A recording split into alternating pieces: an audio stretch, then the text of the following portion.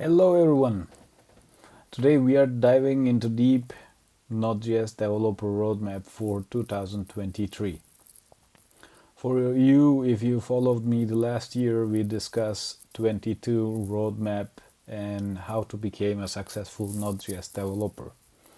And in this video, we are seeing the next version with more exciting content. Plus, I will show you a quick tutorial how to set up a Node.js server under 2 minutes. So let's get started.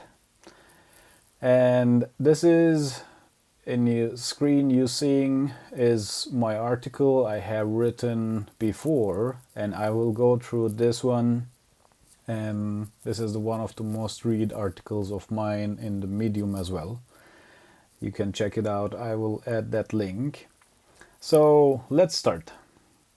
So the first thing first, the Node.js isn't just a random term, it's a runtime environment with Chrome V8 engine, JavaScript engine. So it's gaining more massive popularity and time, especially for scalable network applications. And because of the Node.js is based on JavaScript, we can use to write backend applications with Node.js, creating web applications. And here we will see there are so many applications for APIs, real-time applications, like chat applications has been developed by Node.js. And before we dive into a Node.js, you must be proficient with JavaScript. It's really important. Like, you need to use it in many places, to be honest.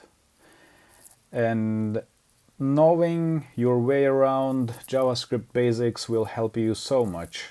And there are so many advanced topics like closures, async await, and when you learn these things, you will definitely gain benefit of it.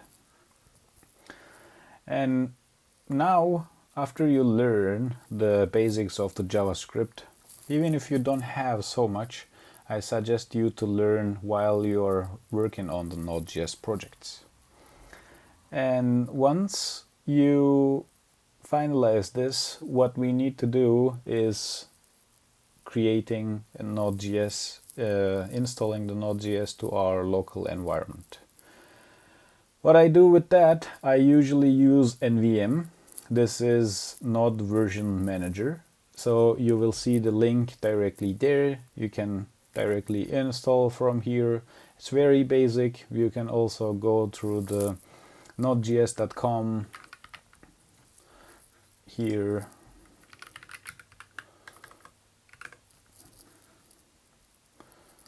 Nodejs.org, sorry. And here you can directly download the latest stable version or the current version as you want. Alright, perfect. Now, as I said, after you install the node to your machine, there is a snippet, the code I have created, and this is how you can set up your server under 2 minutes.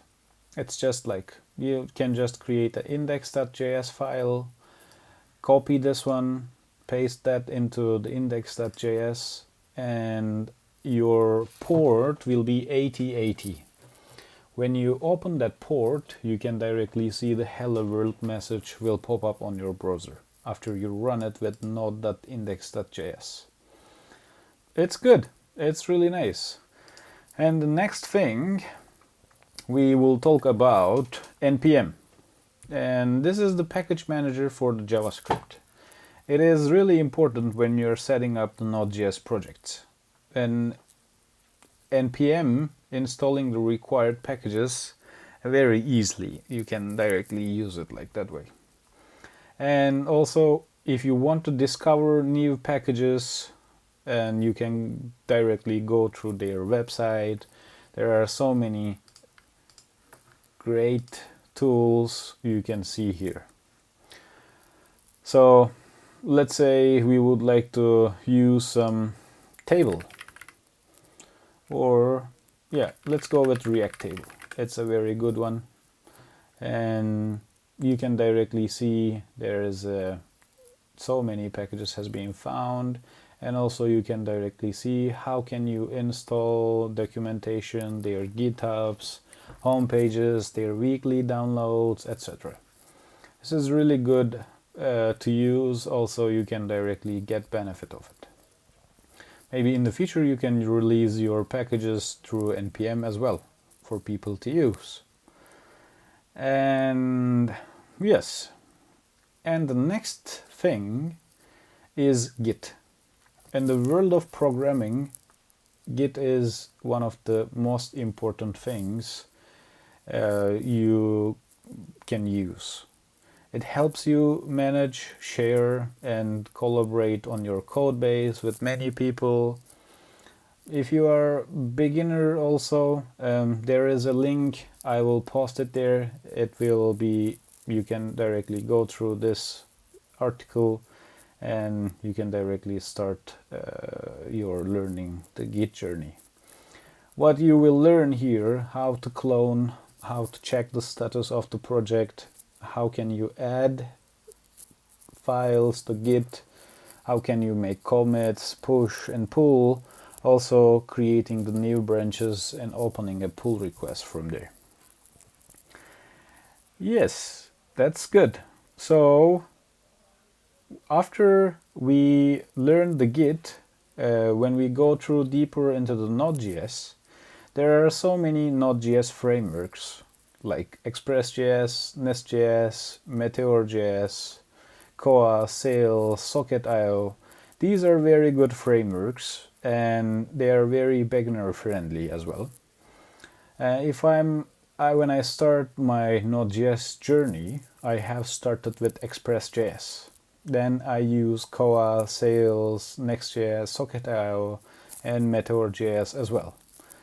And these are really good, and you can directly start going through their documentations. You will gain very much benefit of it. So we can start with the Express.js. As I say, this is one of the beginner-friendly framework, and it's really good. So you can start with the Express.js. You can create a new application directly, and this is one of the most popular Node.js framework you can start. It is very simple, very minimalistic, and also building the web application is very easy with Express. And there is another link I will post. Basically, you will see how can you create the basic routing, how can you create your first Express applications, etc. directly in there. And next thing is databases. When you are becoming a backend developer with a Node.js, also this is available for all the backend developers, I guess.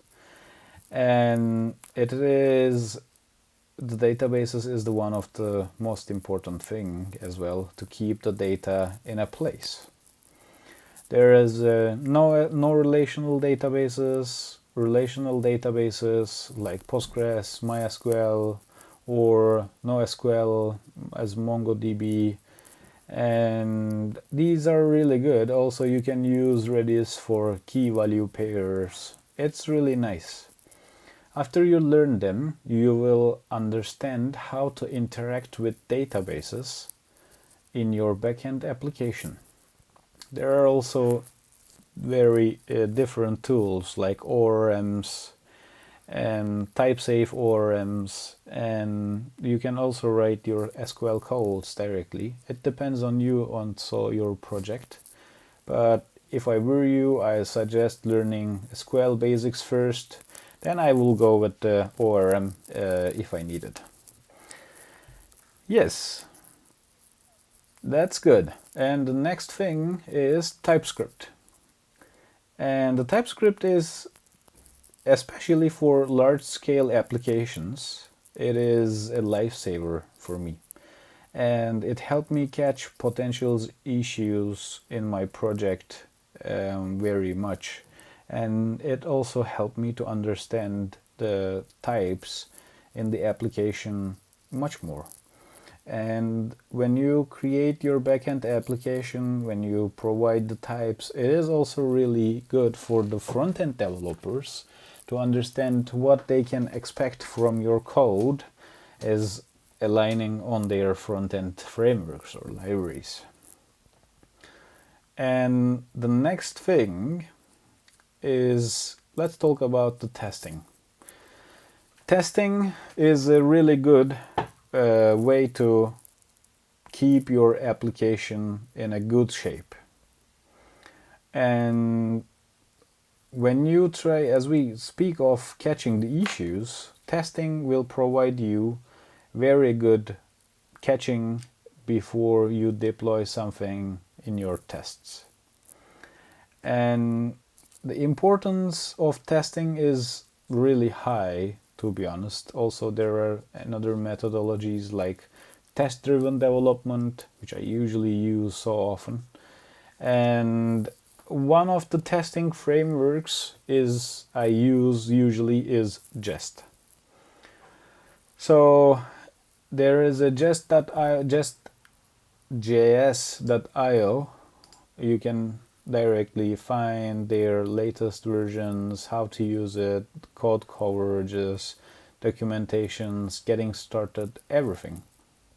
I will also post that link under the comments section. You can directly find it there. And it might seem like you are writing so much tests at the beginning for the unit tests or end-to-end tests, but believe me, if you're working in a very big project, that is a lifesaver for you. Instead of debugging the code a couple of hours, days, maybe weeks, you can directly find your tests are failing before you deploy something onto the production level. And there is a bonus section. Yes, GraphQL. And GraphQL is a tool worth exploring after mastering APIs and Node.js. When the communication through the APIs with REST, usually when you use that without GraphQL, it's simple enough, but the GraphQL also provides API structures and the schemas. It is also very beneficial for different purposes. And it simplifies the queries, migrations, and many things. So I suggest you to have a look at that as well. And basically, when we are coming at the end of this video, if you want to be a full stack developer, there are a React developer roadmap. I will go through that maybe in the next videos, and I can add the link down below. So I suggest you to learn these frameworks, libraries, tools, and language to become a proficient in Node.js.